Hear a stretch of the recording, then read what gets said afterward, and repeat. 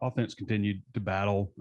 Had a few struggles down there in the red zone, but we got to ask the status of KJ Jefferson since he didn't go back in on Saturday. Well, he has some mild symptoms, and those are things that our doctors look at, saying, each kid's a little bit different of how they react, and we've had guys back within 3 or 4 days. We've had guys out for 27 days.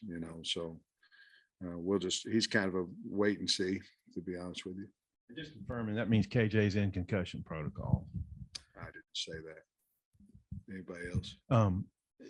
If Cade, Fortin, what was your evaluation of Cade's snaps the other night? And if he has to play, what strengths does he bring to you? What do you think? We're very confident with him in practice. He's done really well in the 2-minute situations. He's a good quarterback, and he has experience. We also believe in Malik.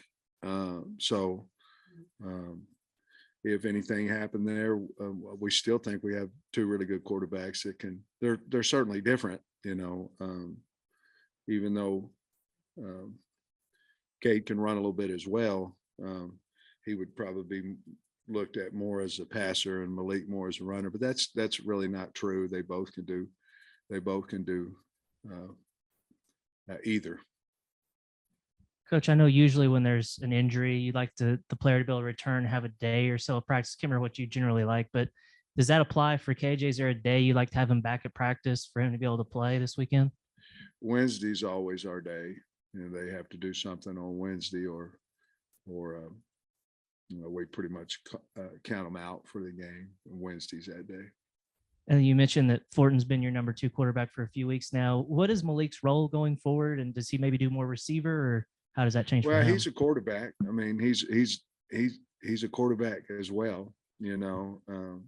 Certainly the plan for him to play wide receiver has not been even what I thought it would be. But the plan is for him to play quarterback. And how is Malik handling all this, Hornsby, with getting replaced as the number 2 guy, and then not, as you said, getting as many reps at receivers you may have thought? How's he handling it? Well, there's situations too now. I mean, we were behind. Fortin's kind of the guy that is what I would call the passing. He's been in games. We were behind. There's a lot more that goes into it, more than just who we put into the game. But Malik's handling it fine.